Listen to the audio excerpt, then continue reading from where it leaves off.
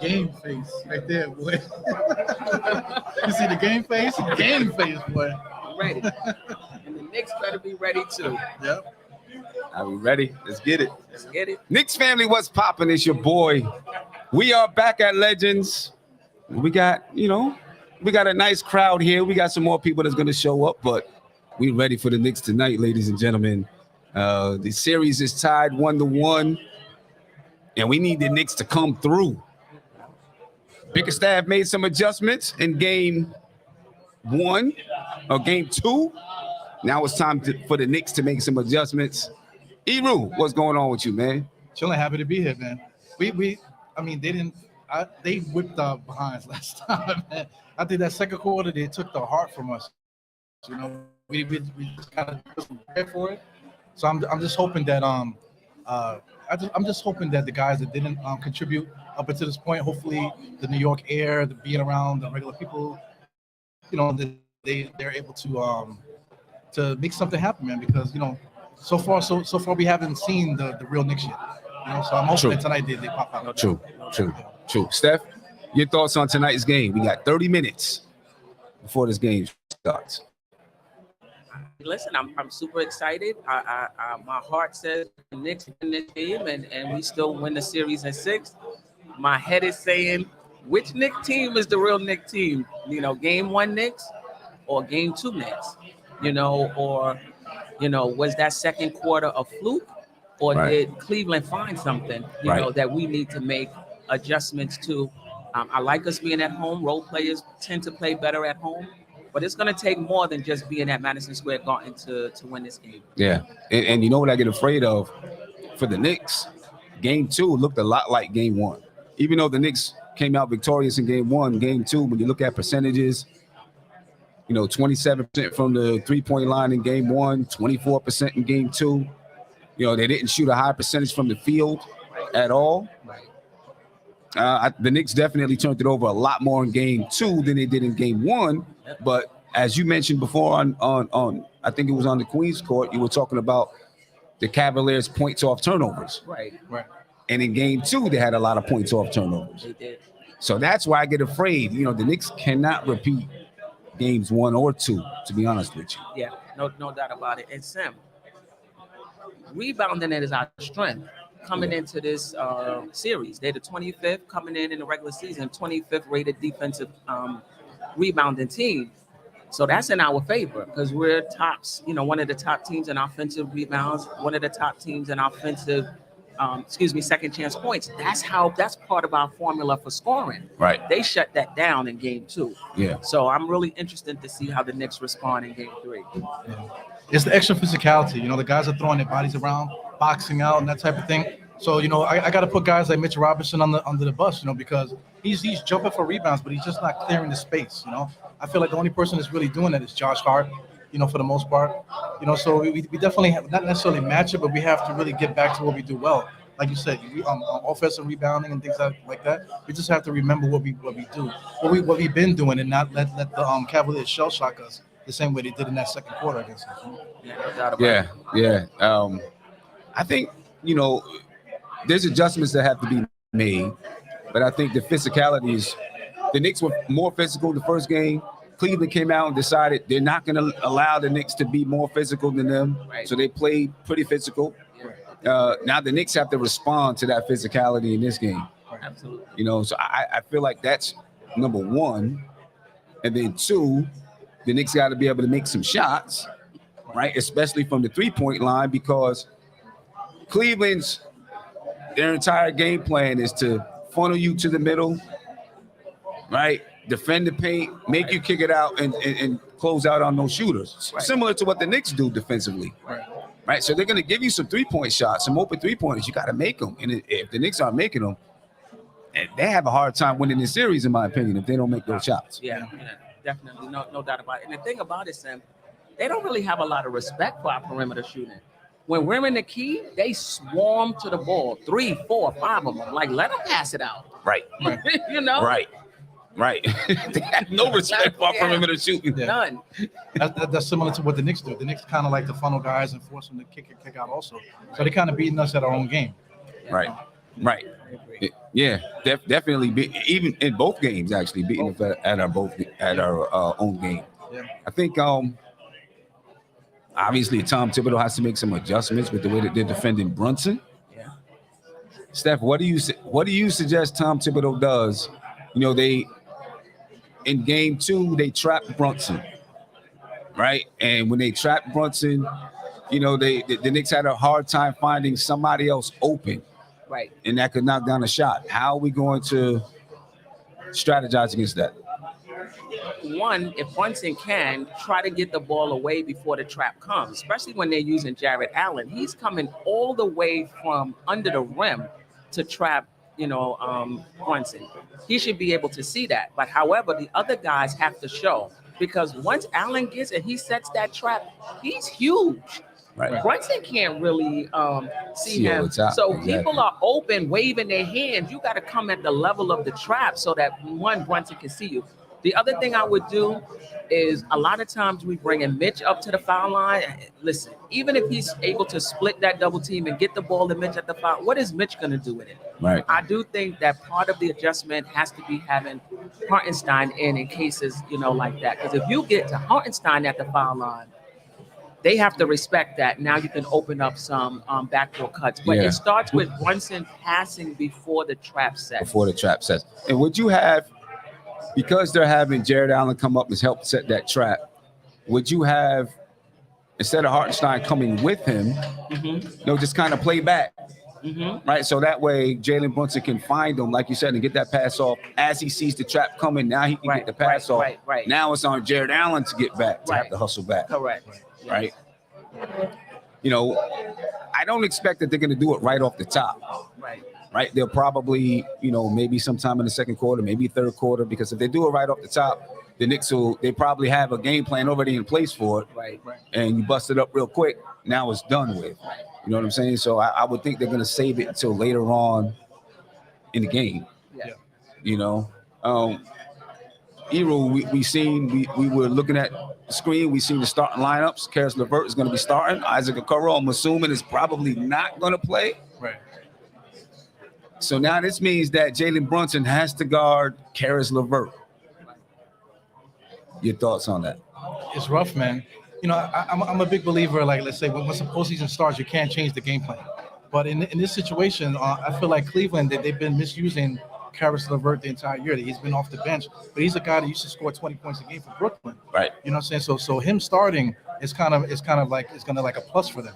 Because now they get, once the game slows down and they start playing that defense, now they can play the one-on-one stuff and move the ball around, and they'll find the scores. So they're kind of finding themselves now in the playoffs, which to me is a little bit scary.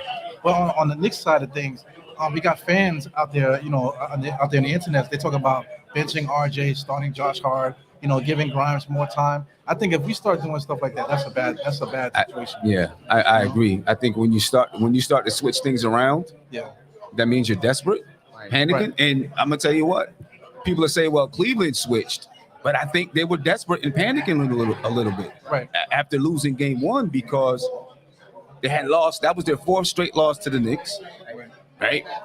If you so now you're down 1-0 in the series. If you lose game 2, the heart of your team may be gone. Right. So I think they were a little bit desperate to get a win. And so they said, you know what, we need to make some changes because what we've been doing isn't working. But I agree. If the series is tied 1-1, if the Knicks make those kind of changes right now, it's not a good look. Not a good look. And that would signify to me that Tom Thibodeau is scared. Right. And doesn't think he has an answer. And it's sins of the past, too, because we did that in Atlanta already. Remember that, Right. So we took out Elfrid Payton, was the greatest point guard that ever lived. We took him out the starting lineup, and we did whatever we did. And that totally, screwed up any chemistry or any momentum that we had. So we got to be very careful with that. Yeah. That being said, though, you can still bring guys in early. Yes. Right. If you find that, you're not panicking, you're going to go with your same starting lineup. But if it's not working, especially with points being at a premium, you can't really stay with guys for a really long time and allow them to work it out. Yeah, he's been doing that with Obi, though. Yeah. Like he's been, about the 7-minute mark, he'll bring Obi in for Randle, which is different. Right. So. Yeah, that is a little bit different. Yeah. That's definitely different. Yeah. I think it's a good thing for Randle. I don't like when Randle plays the entire first quarter. Yeah. Right. You know what I mean? I don't like it. I don't think it's good. I think normally when you get towards the end of the quarter, Randle's, starts to make mistakes. He's tired. Right. He gets aggravated. Yeah. You know what I'm saying? Now, I think the last game he played the entire fourth quarter, or in game one, he played the entire fourth quarter. Right.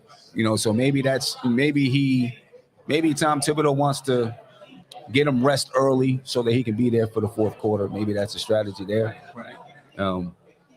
But Steph, I want to get to Randle, but what do you think about the Karis LeVert situation with Jalen Brunson? Listen, they're making him work. You can't hide him now on a Osman or a Coro who, Osman can shoot, but he's not a Karis LeVert. So. Karis LeVert is an okay defender, not as stout as Okoro. But now, Brunson, he's going to have to work on defense as well. And they're putting him in pick and rolls. Right. Right. So now he has to work there. I will say on the pick and rolls, though, just switch. On them guard-to-guard pick and rolls, Brunson was like kind of showing, trying to get back to Karis LeVert. By that time, the shot is up. Right. Just switch. Right. Would you... Assuming that Donovan Mitchell is going to do Donovan Mitchell, regardless of who's on him, would you say, okay, we'll just put Jalen Brunson on Donovan Mitchell? The only thing with that is Donovan Mitchell's going to do Donovan Mitchell, but with Brunson, he might do it double. We might be talking about 50. Yeah. Speaking about 50, this guy Garland, he had a big shooting night. And RJ's the one guarding him, man. That's a big. He got him on skates, man. RJ's kind of like stumbling and bumbling, like to full Kaya. You know what I'm saying? So I don't know. I don't know what to do with that. With RJ. I don't know if RJ, in all fairness, guarded him all the possessions. I would have to see what was the possession breakdown. Just early on, Early on, yeah. Right. Having a guy like that just obviously scared of you. You know what I'm saying? That's going to give you confidence. Right. My man right there. Yeah. That's the man right there. There he is. He's the reason why we kept the equipment over here. Yeah. Right. Yes, sir. It makes putting Karis LeVert, that's such a big adjustment. Because it really puts the Knicks in a situation. No doubt. And Tom Thibodeau's not going zone, especially not now. He never goes zone, so he's especially not going zone now. You know what I mean? So it really does put the Knicks in a tough situation on who you guard. That's why Quickly might come in early. Right. And that's what he might have to do. When he's substituting Obi, if he substitutes Julius Randle early, bring in Quickly early as well. Yeah. Maybe even bring in Josh Hart early too, if he has to, or either one of those guys. He's not gonna take Brunson out that early. Right. But Quickly or Josh Hart for RJ Barrett, pretty early just to try to even out those defensive matchups. Yeah. Possibly take Grimes out because Grimes hasn't really been hitting that shot. Right. Maybe get Quickly in there to see if we can get him going. And Josh Hart, he doesn't shoot many threes, but he's normally money from the 3-point line. Julius Randle, he said his ankle's 100%. Back is now. butt is a little bit sore. Oh, he said. Man, yeah. More ways than one, right? After that second game. Yeah. And Steph, I don't know how much you're up on this, but Ebro, just going back to that second game, how did you feel about them playing Ether? Oh my God! At the game, I'm not up. You're right. Listen, that was wild disrespectful. You're a Nas fan, you know what I'm saying? I'm a big Nas fan. Yeah, I'm not quite there with you, but when I heard that Ether, I was like, are they playing Ether? The nerve of them, you know what I'm saying? I feel like we need to play Cleveland Rocks or something, just to be equally disrespectful. Right. To them, Right. Yeah, that hurt me. That bothered me. It still bothers me. Yeah, that's why I made still that. Bothers me. I made like a short, and I put like the soul to soul, however you want it, over the thing. Yeah, that was me kind of getting back at them for using the Ether. That's crazy. Yeah, that was something. They knew what they were doing. It wasn't like they just oh yeah, we're just gonna play. They knew exactly what they were playing and what they were doing. Yeah, absolutely. You know, I don't know who we can play to get them back. What, hit him up? You gonna play hit him up? Play with him- Tupac? I don't know who, you know, I guess we could play Bone Thugs, Yeah, I don't know. but I don't know what tracks Bone Thug has that is gonna, you know, mean the same thing. Yeah. But anyway, back to Julius Randle. I just thought of that. But back to Julius Randle, man. Back to Julius Randle. You think he's 100% healthy? You know, I mean, look, in his yesterday, you know, he did a post game after an interview after practice. He seemed like in really good spirits. Right? Seemed happy. Said he's really enjoying the playoffs.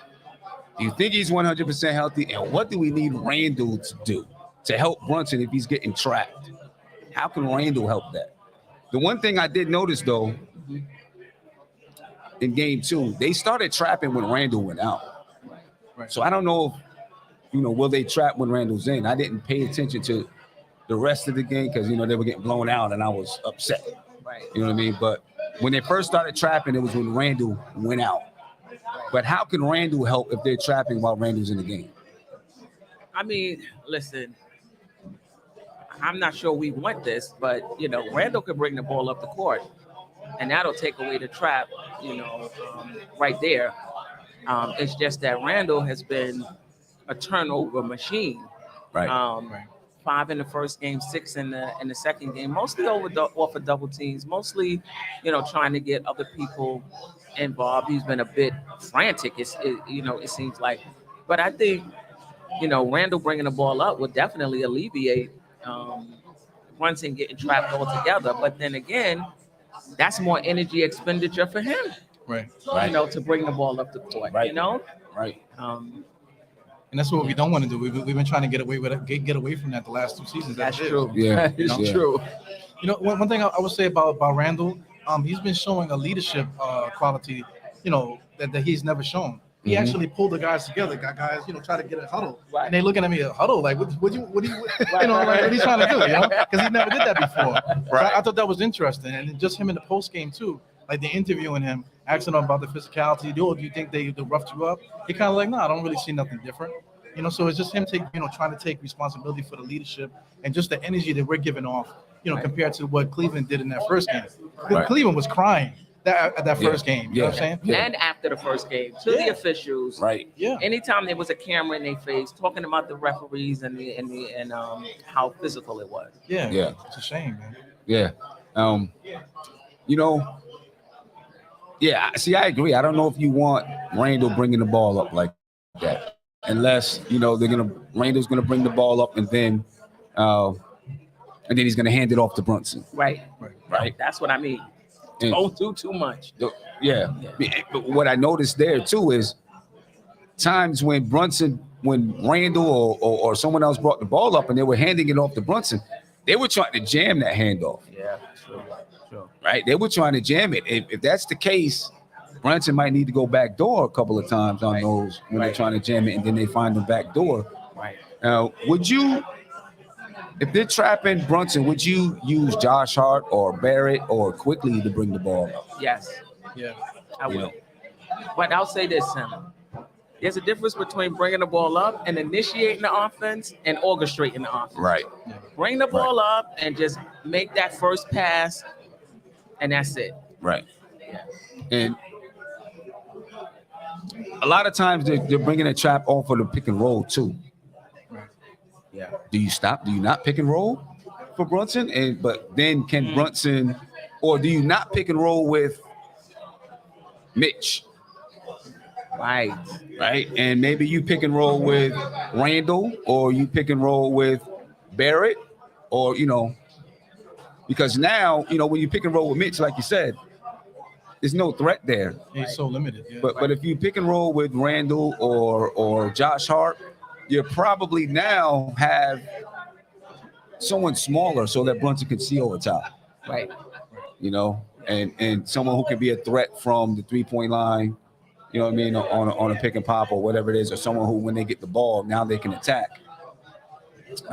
Does he even need a pick though?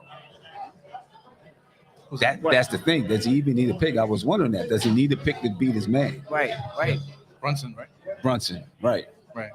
You know, if he's got a big on him, I don't think he does. But if he has Karis LeVert, can he take Karis LeVert off the dribble? He took a Coro off the dribble. Yeah, I he think did. he could take everybody off the dribble. Yeah. Brunson's skilled like that. Yeah. The issue is this once they start pressing and they kind of close the door on him, Mm-hmm. then that's when we have problems. Even the full court press, as a team, we don't have really good ball handlers that get the ball up the court. Right. So, Right. like we do have perimeter players, but our guys are just not so skilled to to break down defenses like that. Right. So, Right. Yeah, and that's where when you have it, if Emmanuel quickly is playing his game and he's out there with Jalen Brunson, he's one that can break down the defense too. right. Because that's why Donovan Mitchell and Darius Garland, they're so tough to guard because either one of them can go off the dribble. Right. They can attack this. They can attack your attack the paint and they kick it out to the other, and both of them can knock down threes. It makes it really tough to guard those two because of that. When you have quickly in the game, it's not the exact same thing as those two, but it helps because he can attack. Yeah. The thing with those guys too, they like it's like football. They hit the hole. Say like Right. Donovan Mitchell, when he sees the opening to the lane, he goes hard. Yeah. Garland goes top speed right to the hole. Right. Somebody like Quickly is always apprehensive. He's always waiting, Mm-hmm. needling a little bit. Josh Hart, he doesn't really hit it all the time either. You know what I'm trying to say? So, Right, and for that fact, Jalen Brunson too. He kind of gets in. Has a guy on his back. Finding his way through. And like you said, when you attack that hole that way, it puts the defense in a state of panic. Like, oh, we got to get to it. Everyone gravitates to it like a magnet, and then you got kickouts. Yeah. I think with Brunson though, he don't have that.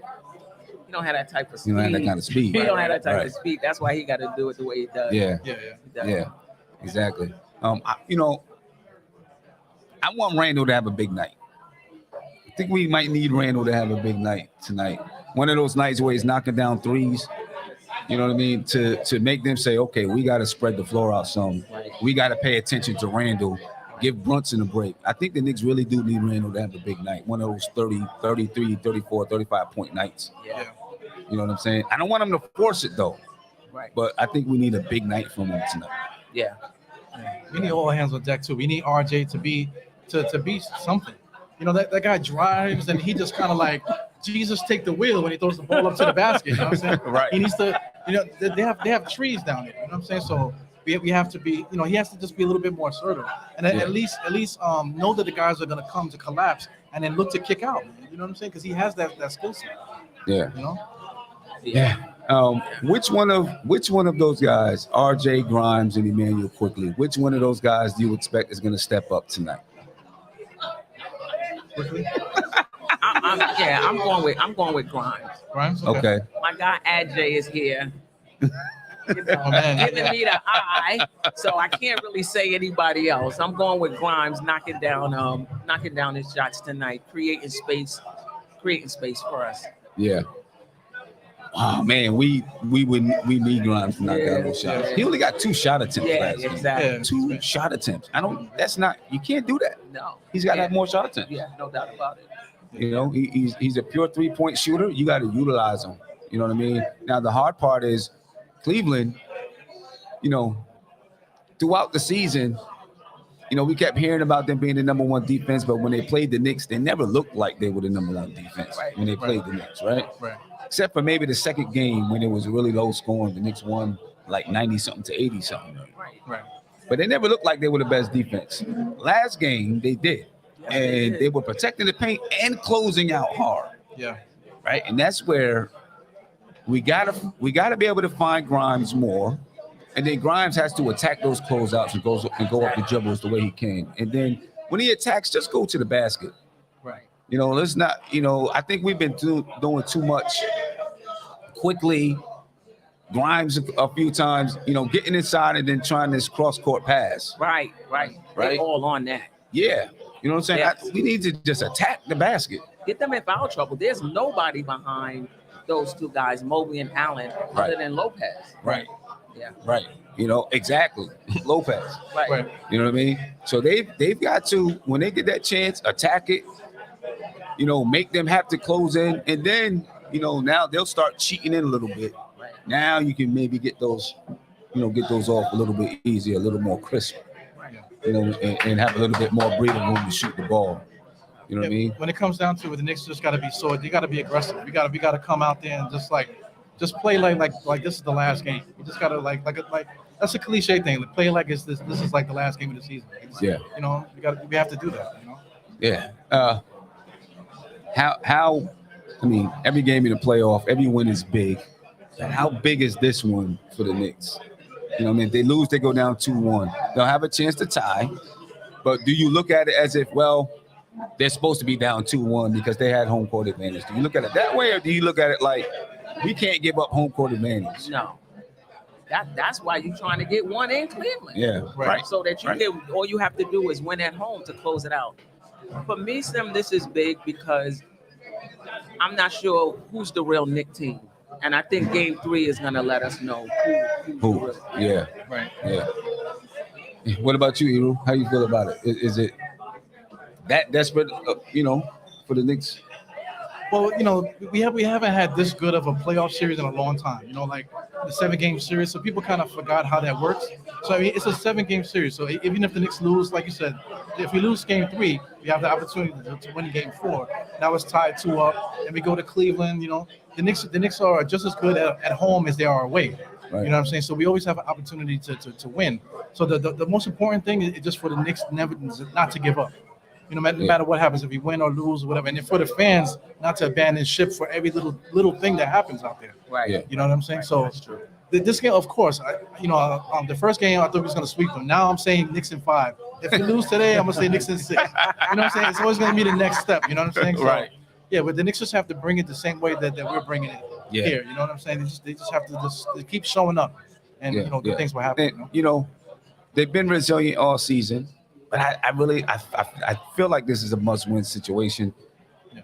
I mean, obviously not in the, when you look at the series, they'll be down 2-1. But for them, mentally and emotionally, I think. You know what I'm saying? Because like Steph said, who's the real team? And I think they're probably asking that question too about the playoffs. Right. They know who they are in a regular season, but about the playoffs, who are we for real? Because this team has never been here. Right. In this situation, so who would imagine that the first 2 games quickly was going to really not have an impact, right? So I think they're still figuring out who they are as a basketball team, a playoff basketball team. I think they're still figuring that out. So I think it's important for them to get this win so that they can feel like even as they're going through this growing process through the playoffs, they're like, okay, we're still winning games. Right. We're still not sure who we are yet as a playoff team, but we're winning games. You know what I mean? I think it's big for their confidence mentally and emotionally to get this one. Yeah, you don't want it to get in their head. Yeah. Right. Like start second guessing it. Are we really that good? Right. Yeah. Right. You know. And not for nothing, like for those that are watching from out of state and stuff like that, MSG outside in the streets is crazy, man. You know what I'm saying? So if they lose and then lose the crowd by losing the game, that could be an issue too. Yeah. But oh man, it's gonna be, if we win, it's gonna be a movie out there. It's gonna be crazy. Yeah, it's gonna be crazy. It's gonna be crazy. We're gonna be in the house for game 4. No doubt about it. We're gonna be there. And game 4 is gonna be, whichever way you slice it, it's gonna be a big game, right? No doubt about it. The Knicks will either be ready to go up 3-1 or they're gonna be looking to try to tie. So whichever way you slice it is gonna be huge. Are you worried at all about? I was on the with the Brew Crew next morning. Shout out to the Brew. Yeah. They should be, coming in sometime tonight. I don't know what time, but they'll be coming in sometime tonight. But somebody, I forgot who it was. I don't know. Maybe it was Anthony MSG because he was on there too. But one of them was worried about the electricity in the Garden. Will it get to our guys as well? You know what I'm saying? Being nervous playing at home because you know what kind of energy is at the Garden. Do you think it might get to them a little bit too? It's possible. It's possible, that they're over energized and like miss shots early. I mean, I guess that's possible, but I think they're used to it. Yeah. I think they're used to the Garden energy. So yeah, because I know, I'm not gonna lie, if it was me, nervous. Yeah. I know my first shot would probably be way over the backboard somewhere. because you just want to do so well for the fans. They know how much we love the team. There's no other fan base like us. Right. So the fans are going to be cheering early. I'm quite sure they saw us out in the streets on the way to the Garden. You know what I'm saying? So so that pressure for them just to be the good boy, to be the good son, be the good kids, to show the parents, how good they are. There's going to be that type of it could be that type of situation. But I'm hoping that our guys, like you said, are used to it.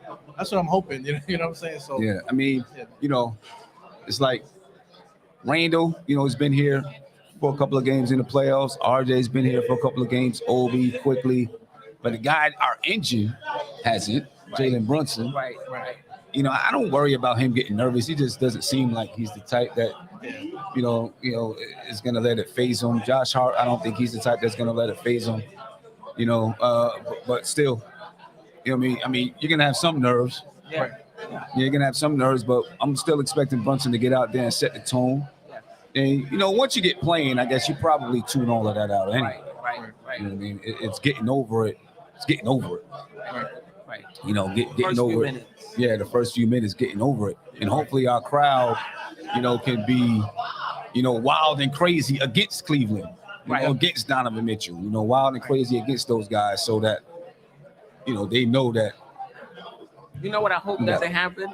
If for whatever reason the Knicks get down and it look like I hope the fans don't start booing. Yeah, right. For real. For real. Yeah. I just hope that doesn't happen. Man, because that's that could be demoralizing. That'd be I hope tough, that man. doesn't happen. right. I digress, though.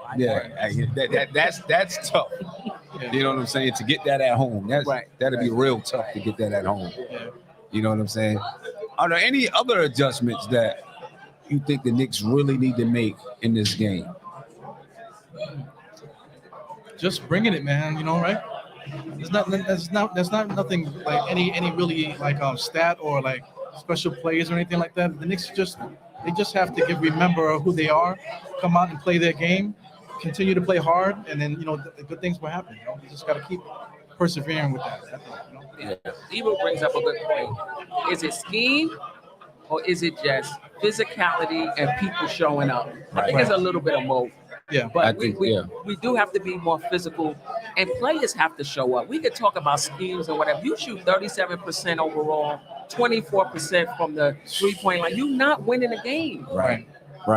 You're just not winning like that, especially on 79 shots. Yeah. If you're not getting that many shots, you got to be good at hit the ones you do get at a good rate. So I think I agree with you, Evo. That physicality and guys just showing up tonight is going to be even more important than schemes. Yeah.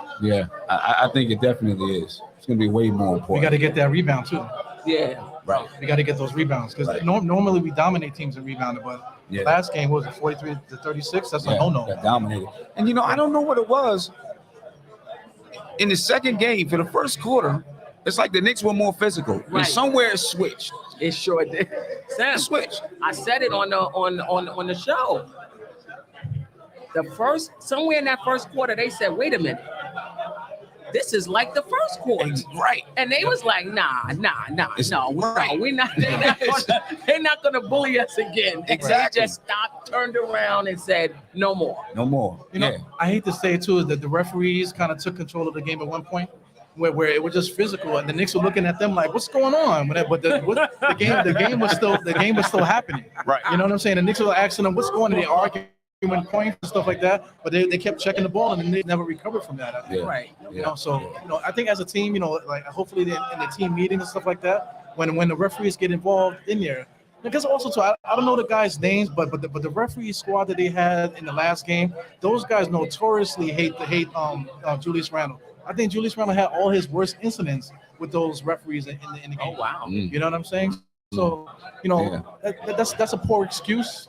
You know what I'm saying? You just have to just show up and bring it no matter what. But like I said, just like how we got together, I just hope that they got together, had that conversation. Right. That like, listen, we can't allow these guys to dictate the game and allow them to Right. Right. Because I still don't think they're tougher than the Knicks, really. No, I mean, I look at Jared Allen set a hard screen on Jalen Brunson, and he was ready to help him up. Right. Right. You know what I'm saying? I don't know if they can keep it up, but I don't want to say they can't because I didn't think they could come out and be the way that they were in game 2. So Right. You know. Anyway, the game is going to start in a few minutes, so we're gonna head off, ladies and gentlemen, so we can get ready for the game. Predictions for tonight? Knicks win. Knicks win. Knicks win quickly. I'm with it. Out of those young players or those other players behind Brunson and Randle, 2. We just need 2 of them to show up tonight. Yeah. And I think we get it. No doubt. Yeah. And the crowd out there, they got to do their job, man. Crowd got to do the job, man. Yeah. Crowd got to do the job, no doubt about Yeah, it. if you know somebody at the game, get on your phone and text them. Tell them, listen, do your job. Get on your job. Exactly. Yeah. But ladies and gentlemen, we're gonna head out so we can go ahead and watch the game. We will catch you on the post-game show. Definitely. All right. A few minutes after the game is over, we'll be on the post-game show. Let's go get it, Knicks. Let's go get Peace. this win, man. Peace. We out of here.